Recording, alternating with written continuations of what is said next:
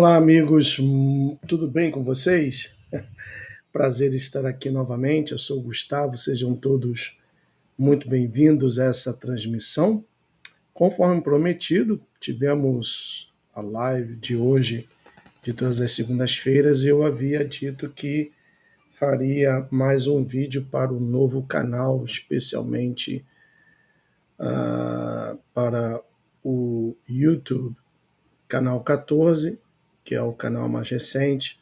Estamos já com um pouco mais de 2.000 inscritos. Ainda não está liberado fazer lives pelo canal porque falta alcançar o objetivo de 4.000 horas de visualização.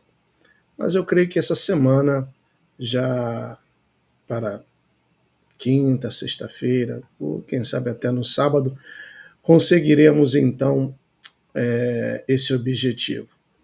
Mas nessa transmissão eu gostaria de pedir que você que estará acompanhando, que abrisse a sua Bíblia, eu até deixei anotado aqui, são 5 passagens. Livro de Efésios, capítulo 5, versículo 11. Novamente, Efésios, capítulo 5, versículo 11. Também o livro de Isaías, capítulo 5, versículo 20. Isaías, capítulo 5, versículo 20. Provérbios, capítulo 17, versículo 15. Salmos, Salmo de número 94, do versículo 16 ao 20. E novamente Provérbios, capítulo 8, versículo 13. Por favor. Essas são as 5 passagens que eu gostaria de compartilhar com vocês, lê-las com vocês nessa noite. E eu estou aqui com a versão João Ferreira de Almeida. Vamos então começar pelo livro de Provérbios, ou perdão, pelo livro de Efésios, não Provérbios, mas Efésios, capítulo 5, versículo 11. E vou trazer o marcador para cá. Muito bem. Permita-me fazer uma introdução, primeiramente. Quando você que é pai ou mãe e de repente o seu filho ou a sua filha comete um deslize, um erro, e isso era muito comum nas famílias antigamente, nas famílias brasileiras. Eu, quando criança, apanhei muito da minha mãe. O meu falecido pai somente me bateu uma vez, mas uma vez que até hoje eu não esqueço. Já minha falecida mãe, não. Minha falecida mãe me batia constantemente. Deixa eu ver como está aqui o áudio, se está tudo bem. Tá tudo bem. Tá tudo bem aqui, muito bem. Então, quando eu fazia algo de errado, quando o seu filho ou a sua filha faz algo de errado, como pai, como mãe, vocês procuram educá-lo ou educá-la. E nos tempos antigos, não tanto hoje, mas nos tempos antigos, era comum levar a famosa chinelada, né? Tanto que até hoje comenta-se sandálias havaianas educando famílias brasileiras há mais de 50 anos. Então, levar chineladas, ficar de castigo, e por aí vai. Deixar de ver televisão, castigo não podia sair do quarto, etc. Com tudo isso com o propósito de mostrar ao filho ou à filha que errou, e tudo tem as suas consequências, tudo na vida tem um preço. E olha, conforme eu já disse, eu apanhei muito da minha falecida mãe, contudo, eu cresci sem nenhum trauma, não sou um adulto traumatizado, não trago nenhuma cicatriz das várias vezes que minha falecida mãe me bateu, e eu creio que as pessoas da minha geração, eu nasci em 65, também tiveram uma infância e juventude semelhante, e hoje são chefes de família, mães de família, que procuram também, dentro das possibilidades, passar os mesmos ensinamentos recebidos. Por quê? Porque a gente errava, então a gente tinha que ser corrigido. Agora, quando a gente erra por não saber, então somos vítimas. Mas quando erramos naquilo que já sabíamos ou tomamos conhecimento, então deixamos de ser vítimas para tornar-nos cúmplices. E é justamente isso que nós vemos aqui na mensagem, conforme eu disse, Efésios capítulo 5, versículo 11, onde, entre tantas admoestações, lemos a seguinte: e não sejais cúmplices nas obras infrutíferas das trevas. Antes, porém, reprovai-as. Outras versões, em vez de reprovar, diz denunciar. Ou antes, porém, essas obras das trevas, essas obras infrutíferas, devem ser denunciadas, ou seja, devem ser expostas. Porque o que eles fazem em oculto, o só referir é vergonha. Mas todas as coisas, quando reprovadas pela luz, se tornam manifestas, porque tudo que se manifesta é luz. Pelo que diz, versículo 14, desperta, ó tu que dormes, levanta-te de entre os mortos. E nessa versão aqui diz, e Cristo te iluminará. Portanto, versículo 15, vede prudentemente como andais, não como nécios, e sim como sábios, remindo o tempo, porque os dias são maus. Então, uma coisa que eu tenho feito e muito nos canais, nas lives, é denunciar a hipocrisia e corrupção do gênero gospel, ou das igrejas evangélicas, pentecostais, neopentecostais e afins. Algumas pessoas não gostam, pensam que é um julgamento, outras pessoas sim agradecem porque passam a saber, a conhecer a verdade, já que uma coisa é o pastor quando está pregando, outra coisa é o pastor fora do altar. E eu vejo até uma marca, né, do fim dos tempos, porque o próprio Messias disse que nos últimos tempos muitos viriam em seu nome dizendo eu sou o Messias e enganariam a muitos. E eu vejo que isso está se cumprindo cabalmente nos dias atuais. Por isso, eu não tenho nenhum complexo de culpa ou me sinto mal ao mostrar as loucuras, os absurdos e também, por que não, os ridículos do mundo evangélico, do mundo gospel, que são feitos em nome de Jesus. E a palavra nos dá chancela para isso. Nós vimos Efésios 5:11, agora vamos para Isaías 5:20, lá no na primeira aliança, que muitos chamam de Antigo Testamento. Isaías 5:20 diz assim, olha. Opa, passei. Foi muito.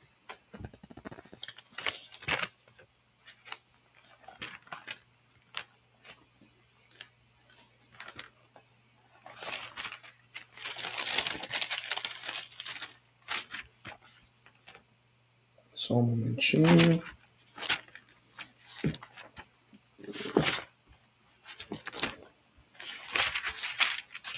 Cadê você?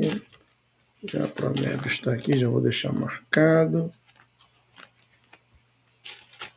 Está aqui, Isaías 5, capítulo 5, versículo 20. Nós lemos o seguinte: ai dos que ao mal chamam bem, e ao bem mal, que fazem da escuridade luz e da luz escuridade. Põe o amargo por doce e o doce por amargo. Ou seja, é a completa inversão de valores. Aquilo que não presta, que não serve, que é o mal, hoje em dia é chamado de moderno, de novedoso, de cool, de legal. Aquilo que pode levar uma vida, uma existência ao Sheol, hoje é considerado uma coisa bacana. Então, ai dos que ao mal chamam bem, e ao bem, mal.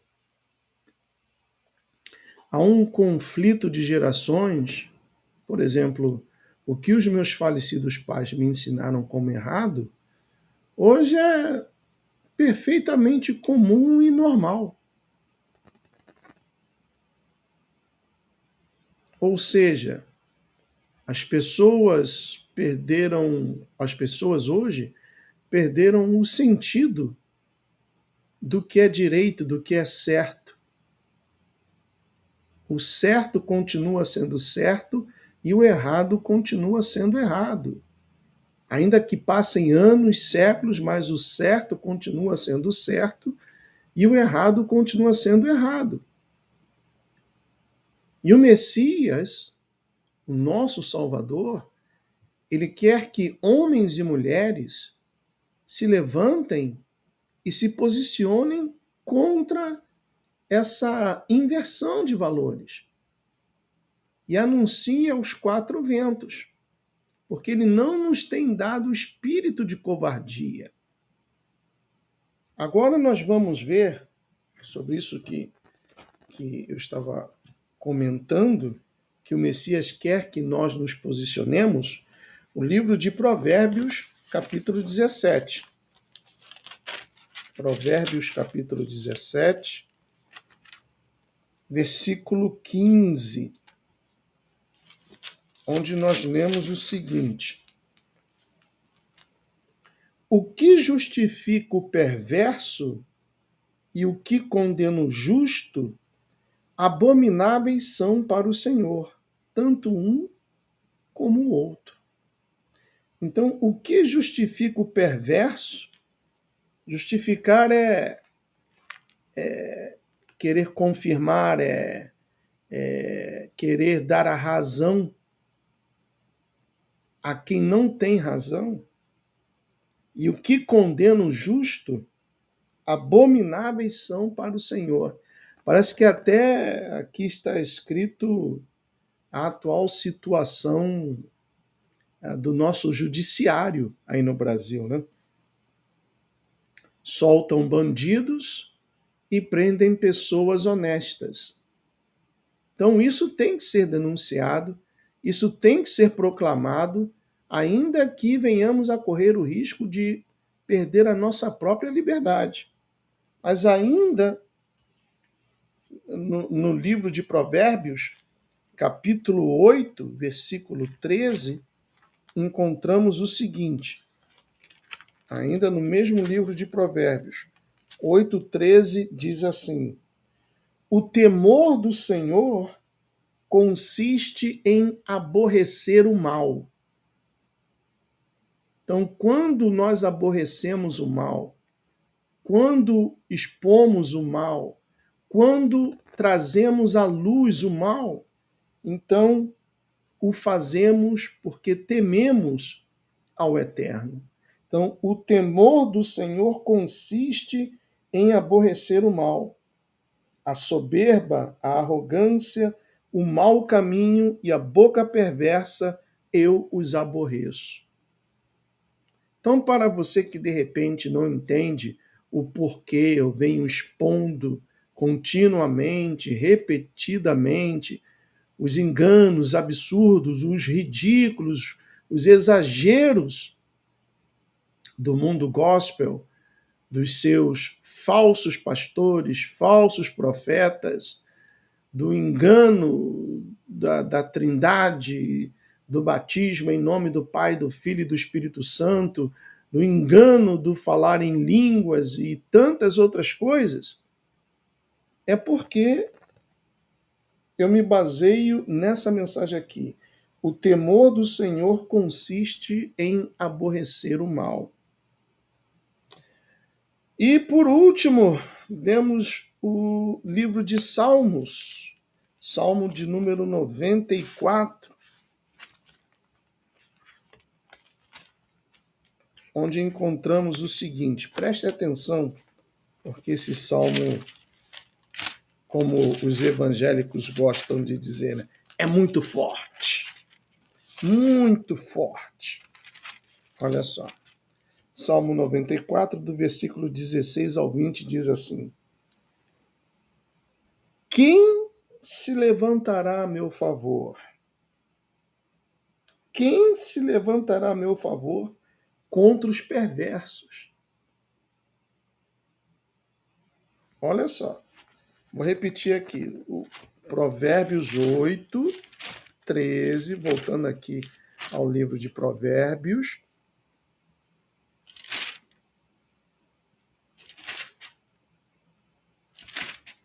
Oito, 13, encontramos o seguinte. Está assim. O temor do Senhor consiste em aborrecer o mal. Aí o livro de Salmos, Salmo 94, do versículo 16 ao 20, já começa dizendo assim: quem se levantará a meu favor contra os perversos? Quem estará comigo contra os que praticam a iniquidade? Se não fora o auxílio do Senhor, já a minha alma estaria na região do silêncio. Quando eu digo, resvala-me o pé, a tua benignidade, Senhor, me sustém. Eu estou lendo a versão João Ferreira de Almeida.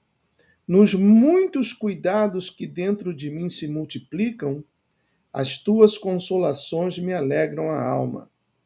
Aí o versículo 20. Pode, acaso, associar-se contigo o trono da iniquidade, o qual forja o mal, tendo uma lei por pretexto? Olha que coisa maravilhosa. O Eterno pergunta: quem se levantará a meu favor? Eu tenho procurado me levantar contra tudo e contra todos. Já perdi vários canais, muita gente já saiu dos canais, dos grupos, pessoas que começaram nessa caminhada e hoje, por um motivo ou outro, não quiseram continuar, mas eu vou continuar me levantando em favor ou a favor do meu Salvador e mostrar os enganos existentes no mundo evangélico. E por que eu estou falando tudo isso? Ora, é sabido, meus queridos irmãos, que não são poucos, não é um, nem tampouco dois, são vários pastores que, quarta e domingo, estão impondo as mãos sobre as pessoas, pedindo as bênçãos dos céus sobre a vida daquelas pessoas. Segunda e quinta, vão a um lugar escuso, a um lugar não digno e servem a entidade chamada Baphomet. Eu gostaria que você agora prestasse atenção nesse pequeno documentário que será mostrado a seguir.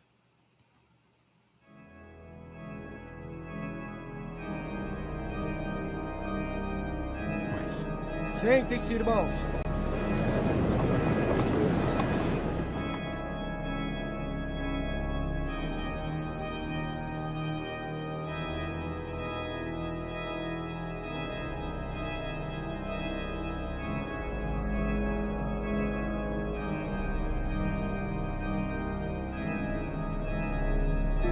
Venha até o altar.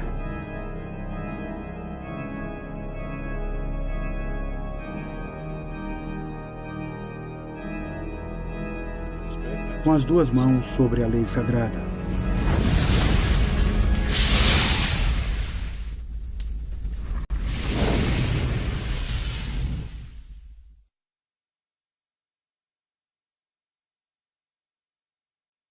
Prezados amigos, o casamento da maçonaria com as grandes denominações evangélicas brasileiras é um assunto que voltou com muita força quando um site evangélico publicou que a Convenção Batista Brasileira foi fundada pela maçonaria e que a Igreja Presbiteriana do Brasil também teve e tem até hoje forte ligação com a Irmandade Maçônica.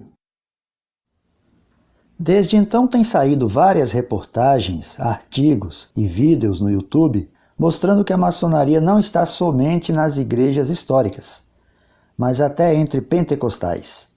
E hoje em dia, até a Assembleia de Deus, que eu disse que há 40 anos atrás, 50 anos atrás, lutava contra isso, está cheia de maçons. Então, quero mostrar neste vídeo alguns fatos importantes, documentados, que talvez contribuam com a pesquisa dos interessados nesse tema. Até porque muita gente acredita até hoje que a igreja institucional está totalmente livre da maçonaria.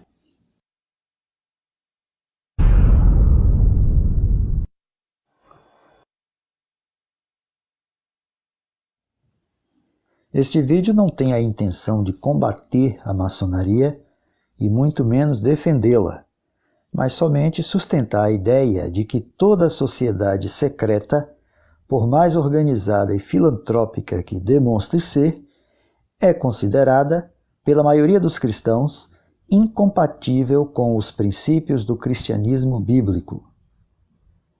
Para o Instituto Cristão de Pesquisas, o ICP, a maçonaria é definitivamente uma religião, embora isso seja negado por grande parte dos maçons.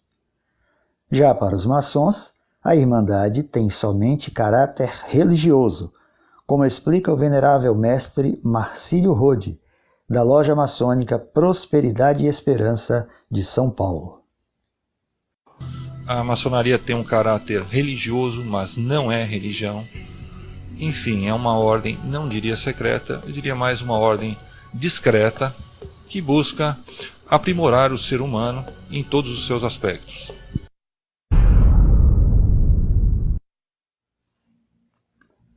A maçonaria tradicional é uma fraternidade com ritos iniciáticos, fundada na Europa há alguns séculos, mas sem datação precisa. Maçons ingleses defendem que os seus primeiros registros documentais são datados de 1717 em Londres, onde existe, até hoje, a Grande Loja Unida da Inglaterra, uma espécie de quartel-general de um dos ramos da Irmandade, e tem vários rituais, segredos e princípios, além de uma vasta simbologia.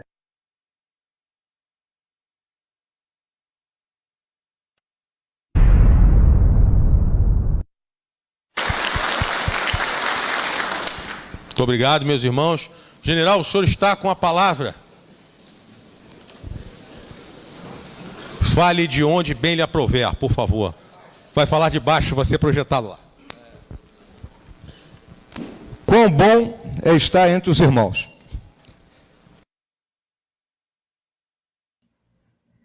E onde a maçonaria está? Meu amigo, não se engane. A maçonaria está em todo lugar. Nos esportes, na política, nos tribunais, nas artes e, claro, nas religiões. Se você é membro de uma igreja evangélica ligada a um sistema de sínodos e concílios superiores, saiba que todos os indícios apontam para, se não um controle, pelo menos um monitoramento ostensivo da fraternidade maçônica. Talvez você até tenha ouvido um pastor ou líder de uma igreja afirmar, com muita convicção, que o seu grupo evangélico está livre de membros maçons ou mesmo de sua influência. E provavelmente esse pastor não está escondendo nada. A questão é que nem todos os pastores sabem como funciona a maçonaria. Os seminários teológicos por onde passam os principais candidatos ao pastorado não se aprofundam no estudo de sociedades secretas, nem sua história e nem suas formas de atuação. Às vezes, essas escolas até abordam esse tema na área de apologética, que é a defesa da fé. Mas não é comum que um seminário de teologia gaste tempo com isso. Além disso, nem todos os seminaristas se interessam por matérias assim.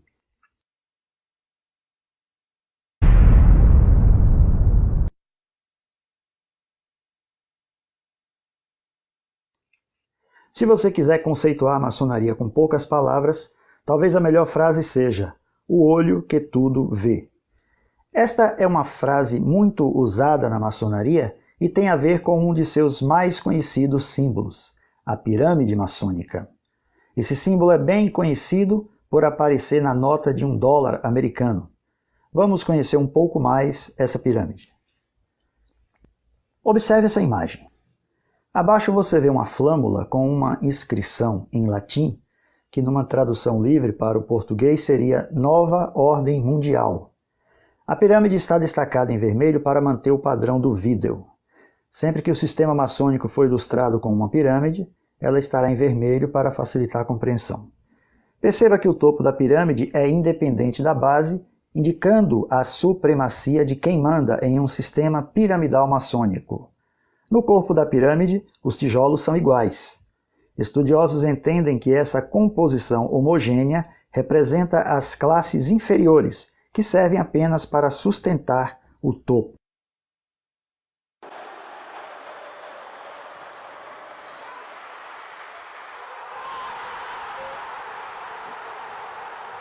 Apenas por uma questão didática, veja como funciona o sistema esportivo, mais especificamente no futebol. Quem torce para um time do futebol brasileiro dificilmente se dá conta que o seu clube não é tão forte e independente como imagina. Na verdade, cada clube é só uma peça no sistema do futebol. Todos eles estão submissos a uma federação estadual que comanda cada campeonato, cada disputa e, naturalmente, define as taxas que serão cobradas. Um sistema com moldes maçônicos bem montado, seja no âmbito esportivo, financeiro ou religioso, só funciona se houver submissão da massa controlada e um mecanismo contínuo de arrecadação. Ou seja, o topo da pirâmide toma as decisões e a base da pirâmide paga as cotas para o funcionamento. Veja uma explicação bem prática extraída do documentário da Netflix sobre a maçonaria. Este é o grande templo da maçonaria na Inglaterra. Ele é do mesmo tamanho do estádio Twickenham de rugby. O venerável mestre Jonathan Spence é maçom desde 1982. A maçonaria é uma organização secular que encoraja seus membros a se tornarem os melhores da sua comunidade usando o ritual. E a metáfora usada para isso é a construção. Quando você constrói alguma coisa, você melhora conforme passa pela vida.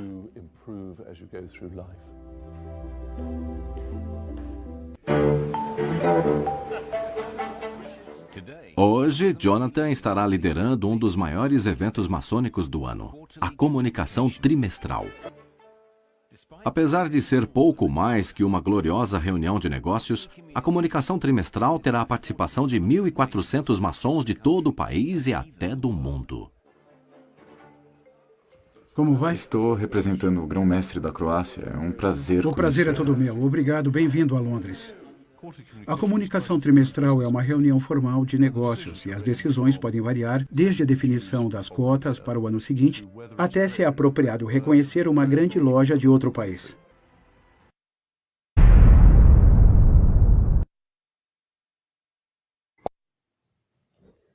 Como a maçonaria é uma fraternidade que preza pelos valores morais e pela ordem social, a sua atuação é muito ampla. Sendo assim, quero citar 3 organizações fundadas por maçons, ligadas à maçonaria e presentes em quase todo o mundo: o Lions Club, o Rotary Club e o Escotismo.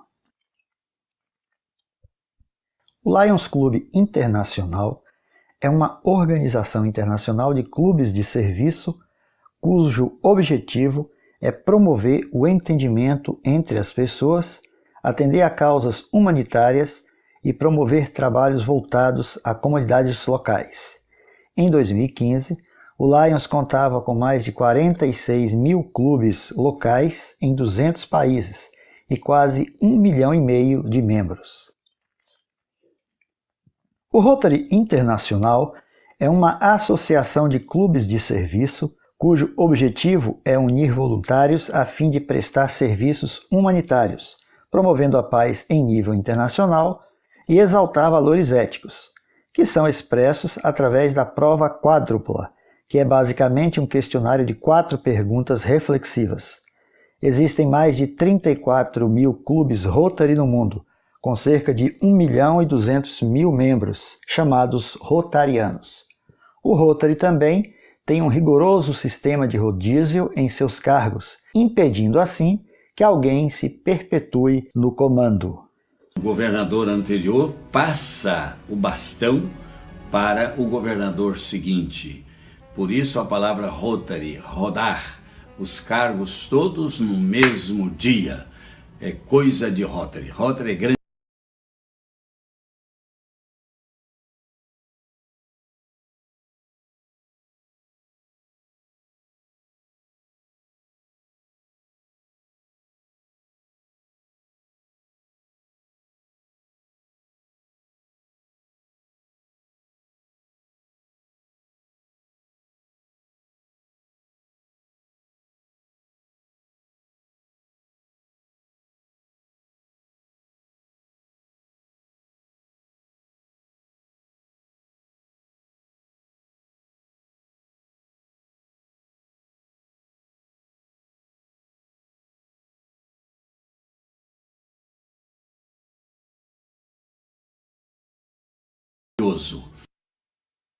O escotismo foi fundado em 1907 por Robert Baden-Powell.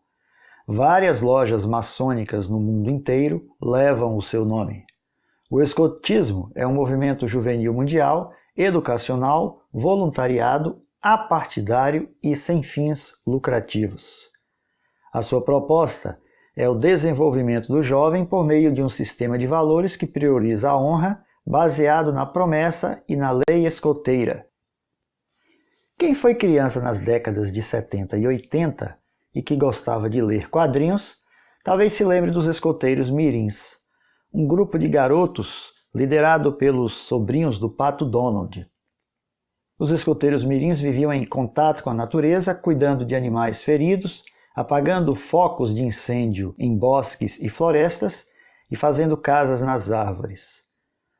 Uma característica marcante dos escoteiros mirins, e que é um forte comportamento maçônico, era o seu grande empenho para receber medalhas, reconhecimento e condecorações do escotismo. Bem, o que havia por trás disso? A verdade é que esses garotos dos quadrinhos são personagens dos estúdios de Walt Disney, um maçom grau 33 que usou seu trabalho artístico para difundir os valores maçônicos.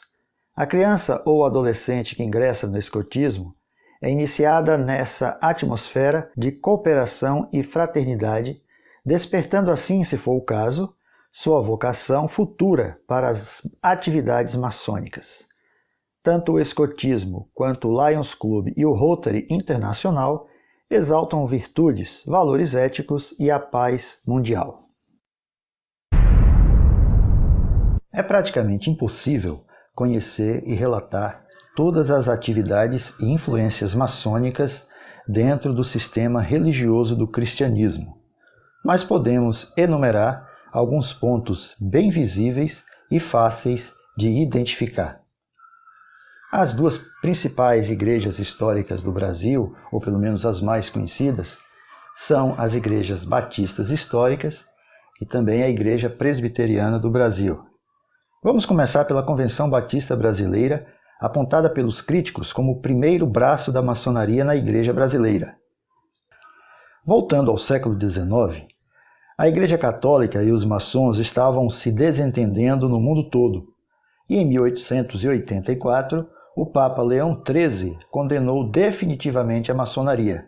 Nós sabemos que, historicamente, o Papa Leão XIII ele condenou definitivamente a maçonaria e, através da sua encíclica Humanum Genus, do dia 20 de abril de 1884, determinou qual era a atitude da Igreja Católica diante da instituição maçônica.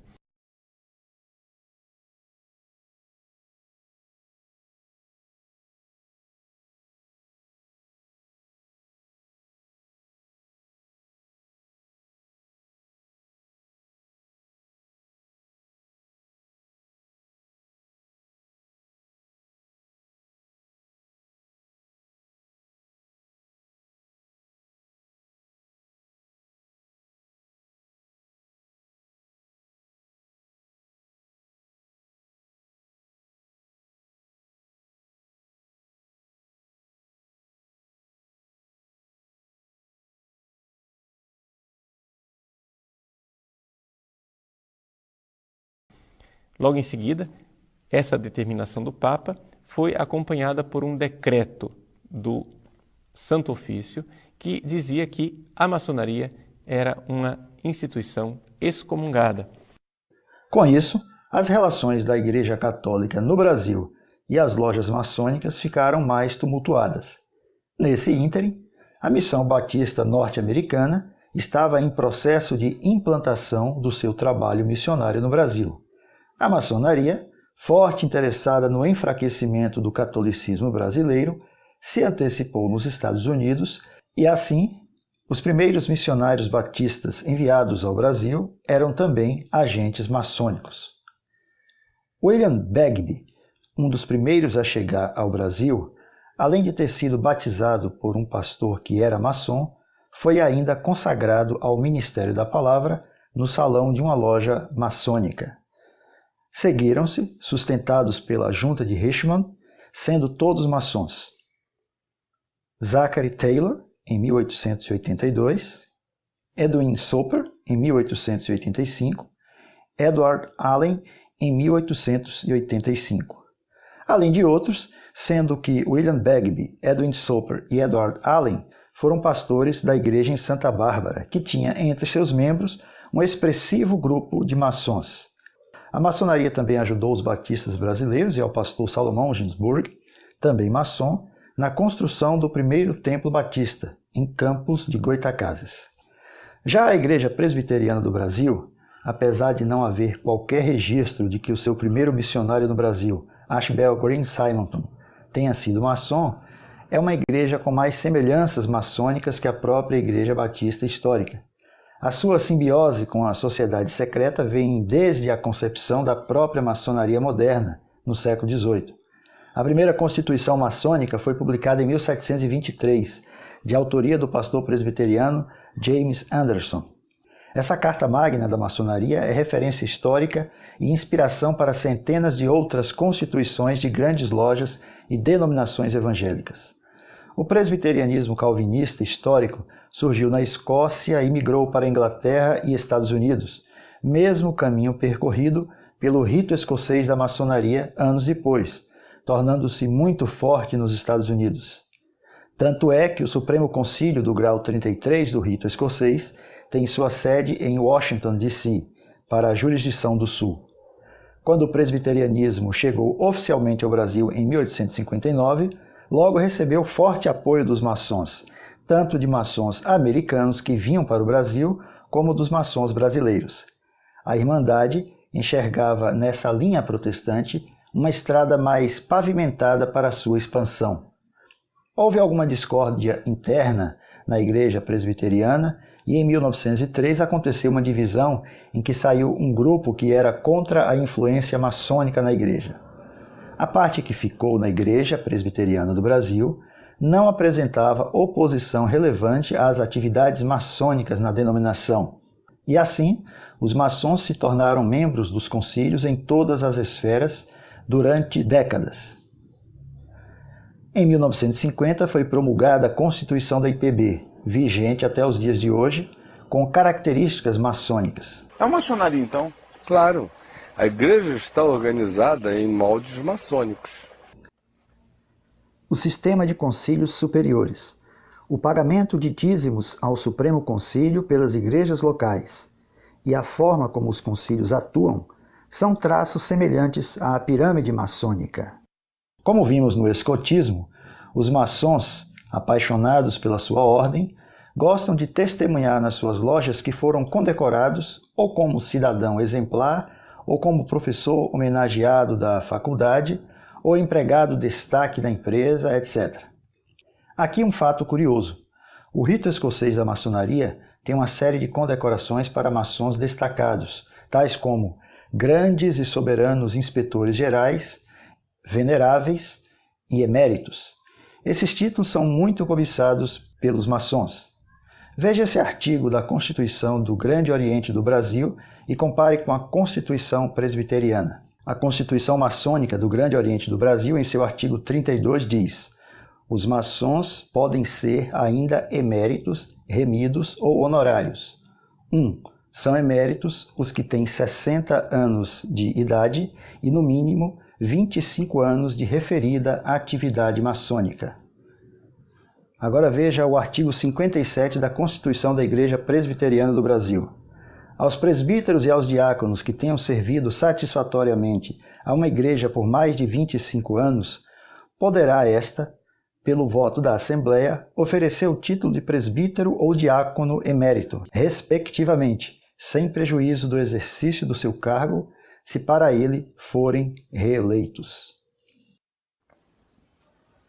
Se você está planejando procurar na Bíblia Sagrada qualquer referência textual sobre bispo, pastor ou presbítero emérito, faz muito bem em procurar. Não é prudente ouvir uma informação importante em um vídeo no YouTube e tomar isso como verdade. Mas eu quero adiantar que você não vai encontrar nada sobre emerência na lei de Deus, porque o título de presbítero emérito não é uma ordenança do Senhor Jesus Cristo e nem uma prática da igreja primitiva. É somente uma condecoração dos rituais maçônicos, criada, formatada e inserida no sistema religioso por eles mesmos, para enriquecer sua vasta coleção de honrarias. Mesmo o título de bispo emérito na Igreja Católica tem formato diferente. Observe que o título constitucional presbiteriano de emérito não contempla nenhum irmão ou irmã crente da comunidade, sem um cargo de oficial e fora da pirâmide, mesmo que ele ou ela tenha contribuído com a Igreja durante 50 anos. Esse galardão maçônico é somente para os clérigos. Considerações.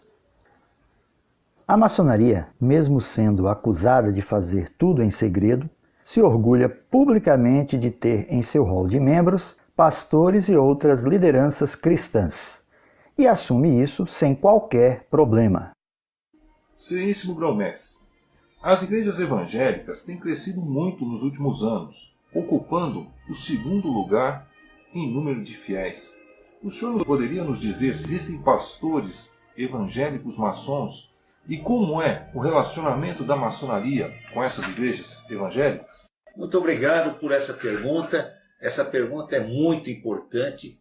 Acontece o seguinte, a maçonaria ela não é religião. A maçonaria é uma filosofia de vida. E evidentemente que dentro de um tempo nós temos diversas pessoas de diversas religiões diferentes e todas se respeitam. Sim, nós temos padres católicos, nós temos pastores evangélicos que são irmãos nossos de maçonaria. Eles trabalham porque dentro dos nossos templos nós temos um livro sagrado. E esse livro sagrado é a Bíblia, é um livro de moral. E nós temos diversos e diversos irmãos que fazem parte, que são evangélicos, que são católicos, que são budistas, que são maometistas, de todas as religiões. E isso é importante todos se reunirem no mesmo tempo. Outra coisa que eu quero deixar bem claro é que a maçonaria é a única que consegue congregar dentro de um templo todas as religiões. Mas, ao que parece, o sistema religioso, que sempre diz ser da luz, prefere não comentar nada sobre seu envolvimento com a maçonaria. É raro você ver uma igreja assumir essa relação.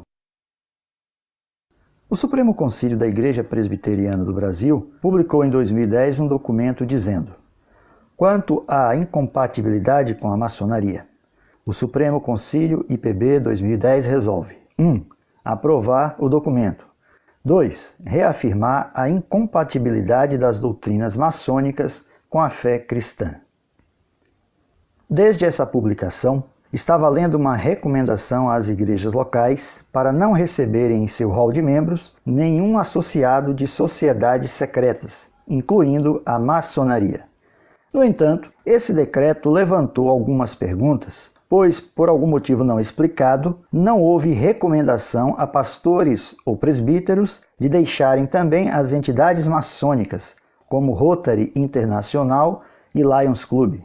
Ou seja, o maçom presbiteriano pode deixar a maçonaria e continuar como rotariano. Cuidado, meu irmão, cuidado, minha irmã.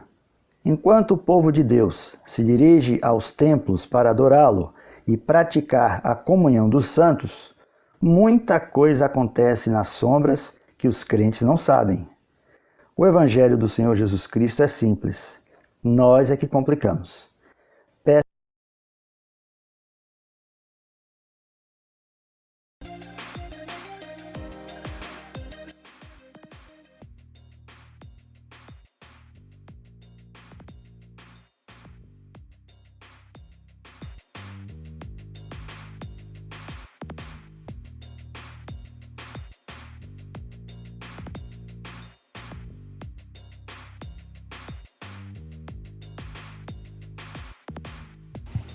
Opa, perdão, esqueci, o microfone estava fechado. Bom, o que eu estava dizendo é o seguinte: eu não vou nem comentar nada sobre esse vídeo em forma de documentário, trabalho excelente, muito bem feito, está claro, cristalino, muito bem explicado. E como pode um verdadeiro cristão, um servo do Altíssimo, do Messias, ficar calado diante dessa, como Efésios diz, dessa obra infrutífera das trevas, dentro dos templos CNPJ, não dentro de igrejas, porque nós somos a igreja. Se você quiser anotar aí as 5 referências que eu li logo no início, Efésios 5:11, Isaías 5:20, Provérbios 17:15, Salmos 94, do versículo 16 ao 20, e Provérbios 8:13. Leia novamente, medite, compare com Efésios 5:11, porque essas obras infrutíferas, elas têm que ser expostas. Elas têm que ser trazidas à luz. E muita gente sendo enganada. Aí também mencionou a respeito da estrutura maçônica dos dízimos. Eu venho falando sobre isso também. E muitas outras coisas que infelizmente, têm sido e continuarão ocultas, a não ser que novos João Batistas e também mulheres de fé se posicionem e abram a sua boca e exponham essas obras infrutíferas para que as pessoas tomem conhecimento. Como diz eu quero terminar esse tempo lendo mais uma vez o Salmo de número 94, no versículo 16, onde está escrito: quem se levantará a meu favor contra os perversos? Pode contar comigo, Pai. Pode contar comigo e com a família 5%, porque caso sejamos ameaçados, o viver é Yeshua e o morrer é lucro. Com essas palavras eu vou ficando por aqui. Deixe o seu comentário, compartilhem essa live para que o canal complete as 4.000 horas de visualizações e também outras pessoas venham tomar conhecimento desse tema. Um forte abraço, um beijo. May Yeshua bless each one of you. I'll see you very soon. Tchau.